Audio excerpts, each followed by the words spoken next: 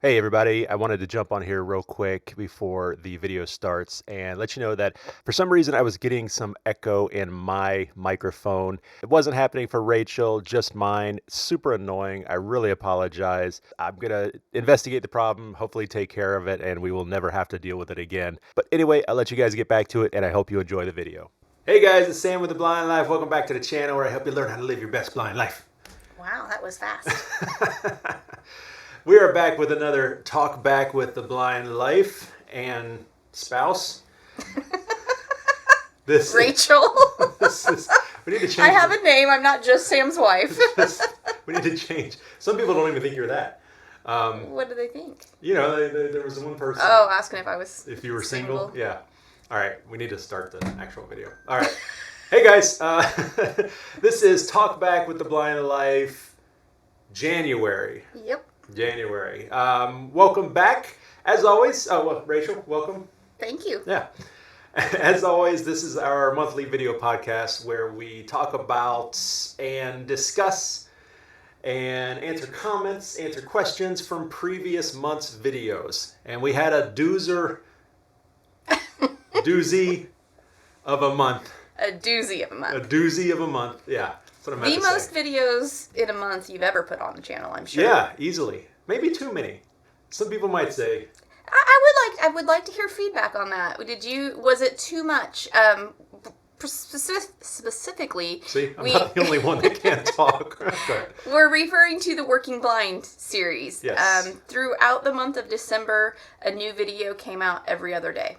Yeah, and it might have been too many. The original goal was one a day. Yeah, that would have been too many. That would have been way too many. Hindsight, I'm glad we didn't go with that. So yeah, but anyway, regardless, a lot of positive response to that Working Blind series, a lot of positive feedback, a lot of love coming from the community for that, so that's awesome. Thank you guys so much. Yeah, I definitely don't think it was that there were too many Working Blind videos. I think they may have just been released too quickly together. Yeah. Too many back to back. Because I think people loved the series. Yep. Based on the comments, which we'll talk a little bit about here in a minute, but based on the comments on those videos, I think people really appreciated it. Yeah, the comments, the emails I've gotten since then, even just people, I've done several presentations during the month of December, and a lot of people have mentioned it, that they enjoyed it, so that's awesome. Okay, before we get into it, so some things coming up in just a couple of weeks, like 3 weeks. I'm going to be going to Orlando for the ATIA conference. Excited about that. We're going to talk about it here when we answer some of these questions. People had some questions about it. So if you're in the Orlando area, February 1st through the 4th, definitely check out the ATIA conference. It's free to join, to come visit the exhibit hall. You have to register if you want to go to any of the sessions, though, correct? And you do have to register to go to the exhibit hall. Oh. But it's free. It doesn't cost anything. And you can register when you get there on site. You don't have to do it ahead of time. But yeah, the sessions do cost money. So if you are someone that's, well, you know what? We're going to talk more about it here.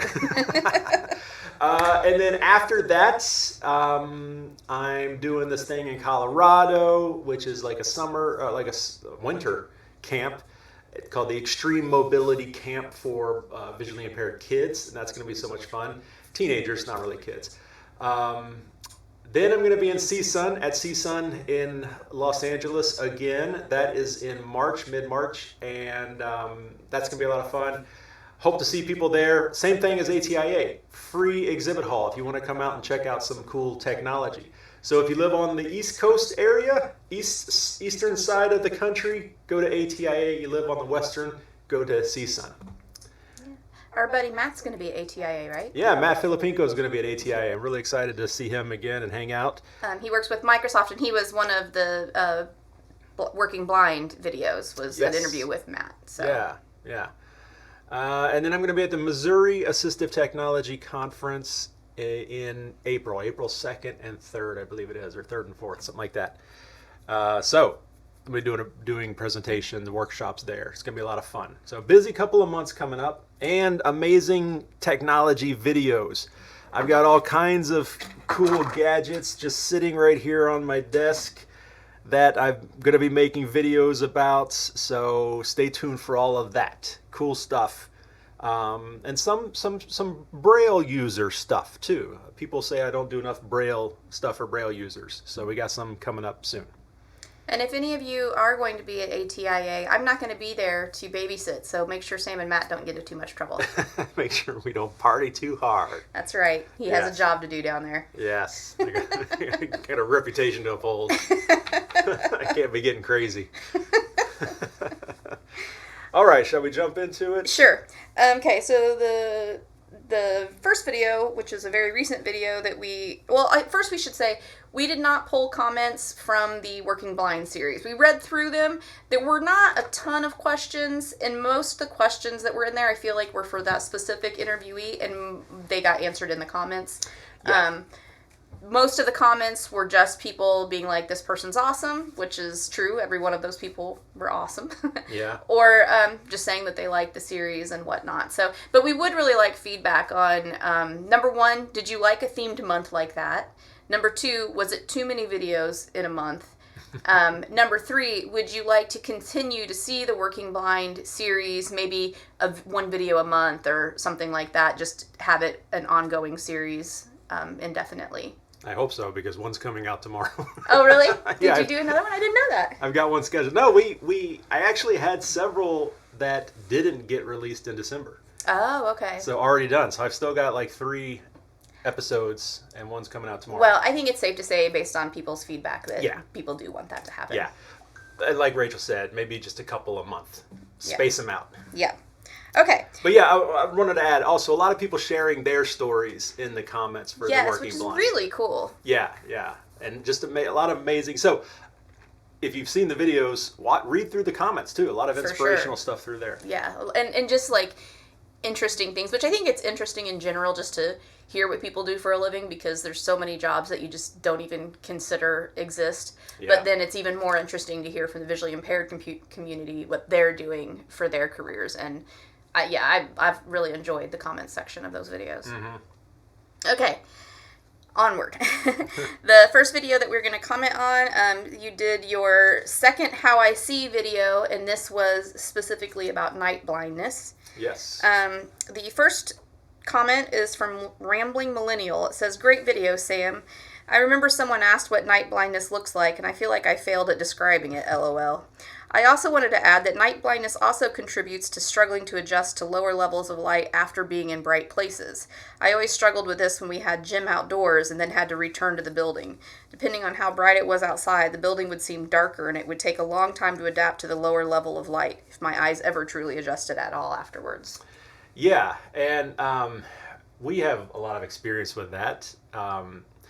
When we were dating, actually, first started dating, and we would go to the movies, the first time we went to the movies, we walked into the theater, and you come up the side thing, and then you kind of come out into the theater, and as soon as we got out, like, you kept walking to find the seat, and when you turn around and I'm not there anymore because I'm still back at the door, because I walk into the theater and it's instantly like pitch black to me. I can't see anything, so I'm like standing there like, oh crap, what am I gonna do?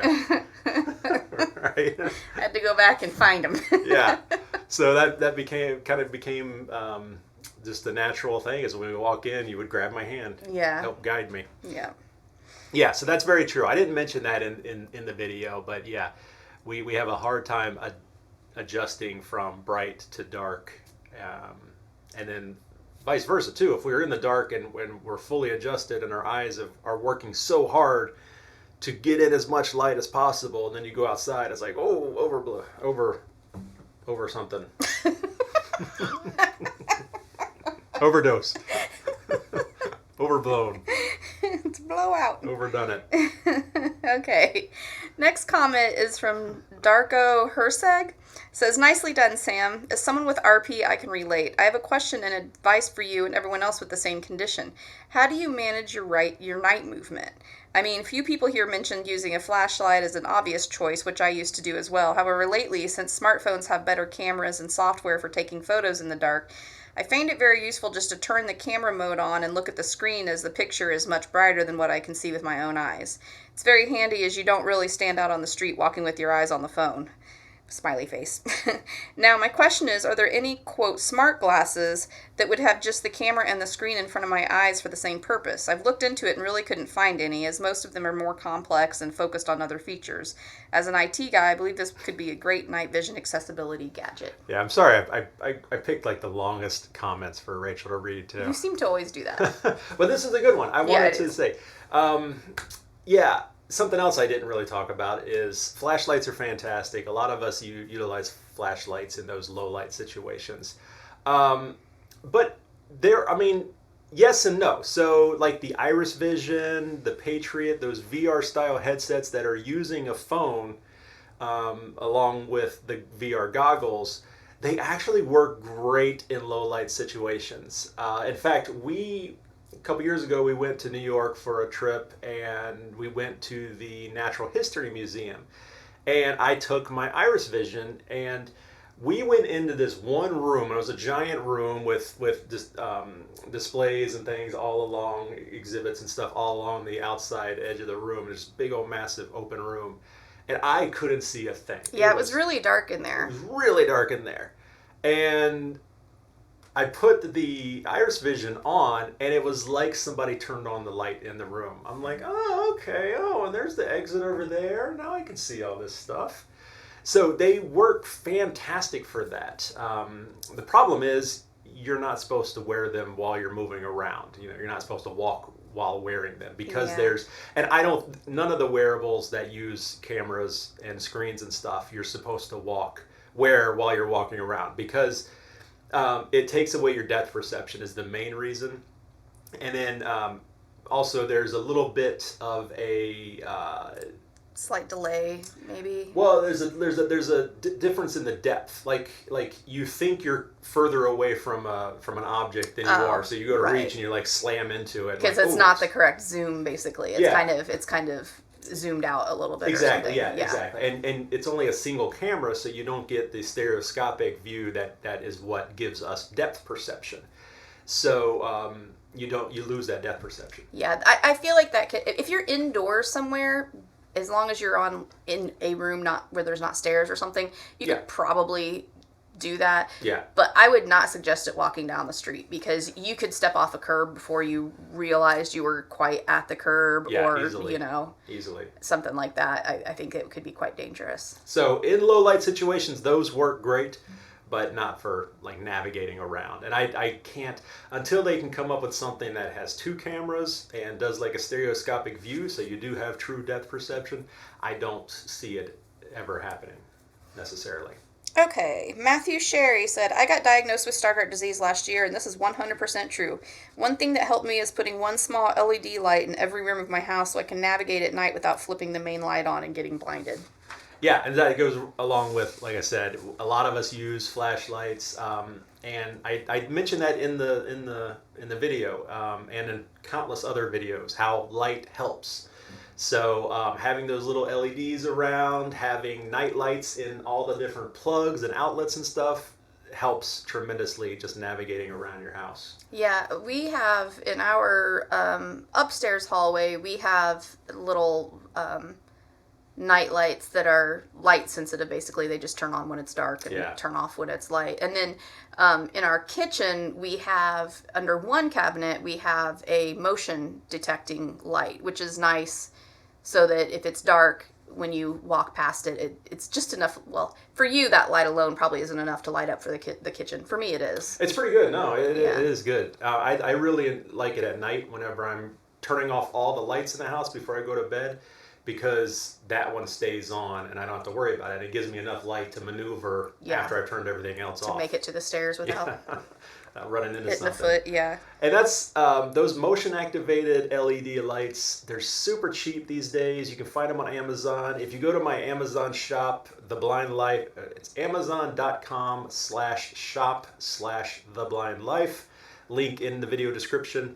I've got a whole section called lighting, It's probably called something cheesy like Light Up Your Life or something like that. But there's a ton of options in there for LEDs, motion activated. Putting those all around your house to where you just walk into a room, like your bathroom at night, and it just turns on. It's fantastic. And they're not that expensive. No, I mean, like $12. I mean, you can get them super cheap. Yeah. And you don't have to outfit your entire house at once either. You can do a room at a time. Yeah. Okay, Karen Walter said, one thing that always made me the most sad about having RP is not seeing stars. I can still see the brightest ones, but traveling places like New Zealand and Fiji, it always sucked not seeing the stars that literally illuminated the sky. Yeah, and this was a reply to another comment. But I feel you. I feel you, man. I remember when I was probably about 9 years old or something, I took a trip to visit an aunt and uncle in Cobden, Illinois. And number one, they lived in a house. It was a round house. If you can imagine like a lighthouse, just one floor of a lighthouse turned into a house. It was just the coolest house. But then I remember my cousin taking me out and we stargazed that night and just thousands and thousands of stars and seeing like the Milky Way and the clouds and all this stuff. And even we saw a couple shooting stars that night and even satellites. He was like, you see that little tiny pinprick of light moving right there? That's a satellite. And I'm glad I have that memory because even if I went out into the middle of the desert, I wouldn't be able to see like that anymore. And it's kind of sad a little bit. Yeah. Can you see that with like the camera on your phone or anything? Probably, yeah, probably. Not, I mean, that's not here. We have too much light pollution where we live. Yeah. But yeah, possibly. That's maybe something. If we ever get out to a remote area, maybe I'll do a video about using something like that to do that.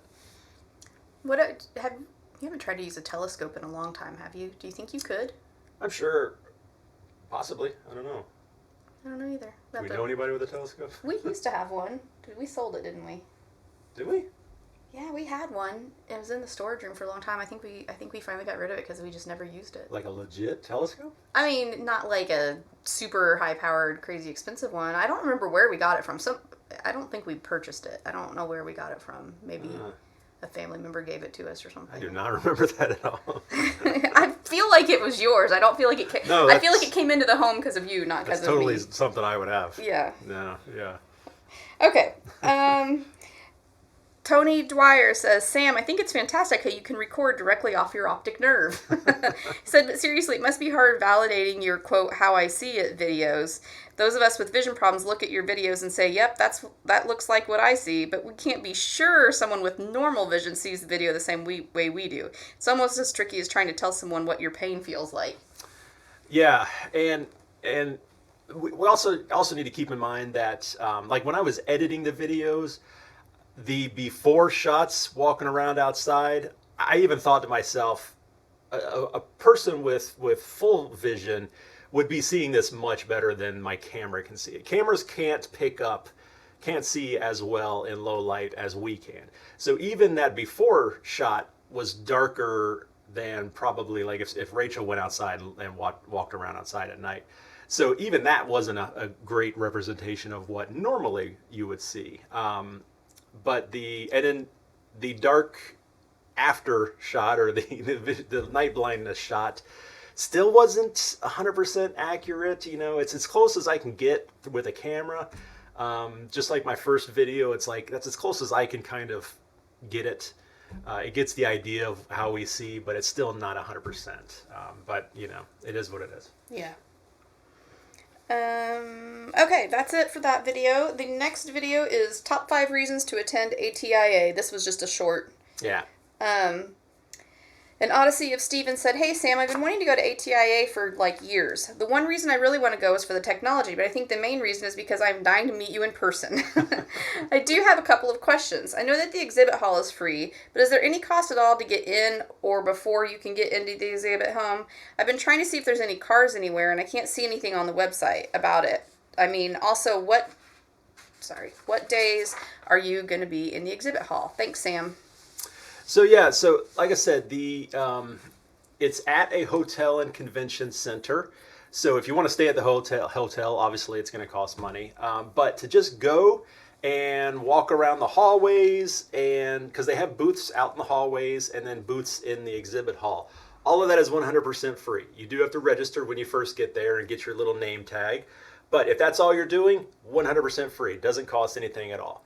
If you want to do the sessions, then that does cost money, and I don't know how much it is. It's a couple $100s. But if you're a professional working with the community, you can get your continuing education units that way.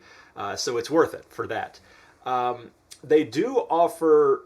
I found out this year that they're offering about 50 free virtual sessions. So you can attend those virtually. So even if you can't travel and make it to ATIA, you can attend those virtual sessions. Go to the website, atia.org, for information about registering for those. You do need to register for those. But yeah, other than that, there's really no cost. Are you going to be in the exhibit hall? I will actually be in the main hall near the registration desk. So, which is going to be great because everybody has to go to the registration desk, so they're going to see me. I'm going to have my own little area. I'm going to be doing videos, interviews, things like that. I will be wandering around a lot throughout the week. I will be there Wednesday the 1st through, Thursday, Friday, Saturday the 4th. I'll be there the entire time. The entire time the exhibit hall is open, I'll be there. And with our nephew and his girlfriend helping out. Yeah, my nephew Aaron and his girlfriend Summer are going to be helping me out. And we're all going to be wearing our Blind Life gear, so if you see people walking around with the Blind Life logos, grab them. They should be able to tell you where Sam is if they're not with him at that moment. Okay, Missouri Matt 54 said, what is ATIA? Yeah, so that's what it is. So ATIA is it's one of the 2 largest assistive technology conferences that's held each year here in the U.S. ATIA on the East Coast in Orlando, and then CSUN on the West Coast in L.A. And that's it. You can go and you can do the sessions. It's all about education, professionals working with the community like O&M specialists, TVI specialists. TVI is teacher of the visually impaired. Yep, occupational therapists, vocational rehabilitation counselors.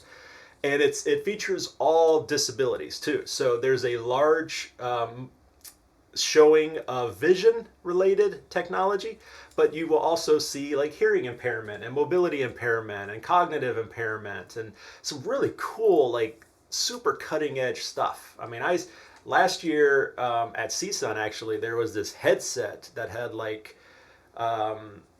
sensors on it and it just like measuring brain waves to control stuff and just like super futuristic stuff. It's pretty cool. So ATIA, and you may not know because I know you haven't really been a part of going to the sessions, are most of the sessions really geared more toward professionals in the field than it is people that are disabled? You know what I mean? Yes, yeah, it's really geared towards professionals and those continuing education units and continuing education credits, and just learning about resources. Yeah. I mean, it's interesting stuff. Like the first year I went, I did do the sessions, and there was an Android session that was talking about Android accessibility and the future of it and all that. There was a gaming session that was talking about accessible gaming and adaptive controllers and all that kind of stuff. So there was a lot of stuff that I was really interested in. So even though it's kind of geared toward the professionals, there probably is quite a bit of stuff that visually impaired people would think was cool. Yeah, because also the technology companies that are there showing showing their wares, they will also have sessions where presentations, and they'll be able to give you more information about their new stuff. Okay. Yeah. Cool. Okay, Sneezy the Bobtailed Cat said, "Aw, I'd love to see you. I'd never get out of Kentucky, LOL. You need to have a thing in Lexington." Which, to that I respond, and then you see the follow-up right below that? OMG, yes. Yeah, someone replied, OMG, yes. To which I answered, you guys know I live in Lexington, right? We can meet up anytime you want. So I don't know if they didn't realize that. Yeah, I'm in Lexington. So maybe we should do like a specific meetup. Yeah, Central Kentucky meetup. Yeah, maybe once the weather's nice, we could just do it at a park or something. Yeah. So. We'll work on that sneezy and acrylic kiss. Yeah. All right, that is it. Since we only had those couple of videos, since we didn't really pull comments from the How I See videos. Or not How I See, sorry.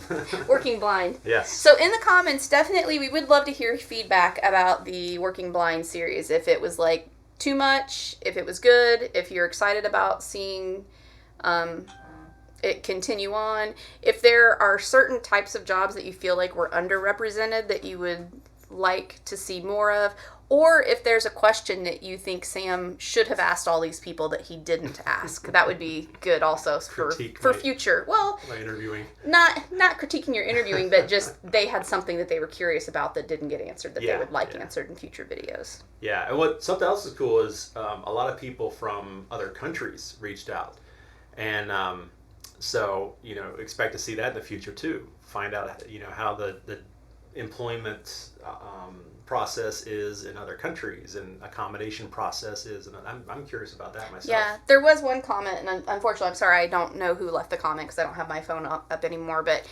someone did suggest also doing something, it would still be within the series, but not an interview with an individual about their job, but more on what to expect at interviews and how to prepare yourself for interviews as well. And I think that might be something that would be good to work on too. I'm going to become like a job coach or something here. A blind job coach. I'm the last person to be giving advice about that. You haven't followed, have you ever had an actual job interview? Yeah, I mean, I interviewed for my position now. At VCB? Kind of, yeah. I mean, I was kind of, but you were already volunteer, but yeah, but I don't know. No, not really. I feel like you've kind of just landed places, which is not a bad thing. It's the nature of how it works sometimes. But well, prior to working at BCB, it was all like application. You apply for a job. It was restaurants and where you didn't really necessarily have an interview for it. Yeah. Did you interview for the cake decorating thing? No, they recruited me. That's what I was thinking. I'm thinking like some of the things someone knew someone and they asked, they knew of you and whatever. Anybody want to be a cake decorator? I guess I can. You're in. That's not how it went. Okay, so we didn't mention at the beginning of the video, which we should have, that it's prize time. Oh, yeah. You almost forgot. I totally did forget. Wow. Okay, so, every month when we do our talkback video, Sam likes to do a giveaway. So probably the one thing that some people actually tune in for. They're like tapping their watch. Anytime now, guys. Get to the giveaway. I got stuff to do. Okay, so today's giveaway is going to be... Oh, so we are going to be giving away some merch, some Blind Life merchandise, a t-shirt of your choice from my Amazon shop. So if you are the winner, which will be announced in a couple of weeks on another talkback style video, you get to just choose one random shirt of your choice from any of the designs on Amazon. On your shop on Amazon. On my Amazon shop, yeah. Not any shirt on all of Amazon. Which, once again, if you want to check it out, Amazon.com/shop/theblindlife. That's where all the products we talk about are kind of aggregated into one little area. Look at you using your vocabulary. There was a slight bit of panic that I used it wrong. But you didn't say anything, so I thought, all right. It's like, okay, I think I'm okay. You got me lost in my train of thought. I'm sorry. But in there is also a section for Blind Life shirts. Or you can just go to Amazon and put in the Blind Life. Beware of copycats. Yes. There's tons of people on there copying my designs. So actually, just go to the link in your video description. Yeah, that way you're going to get to the right person. Yeah, and I will put a link special link in the description of this video right at the top. But anyways, regardless, all you have to do is leave a comment on this video to enter into the contest and use the keyword shirt.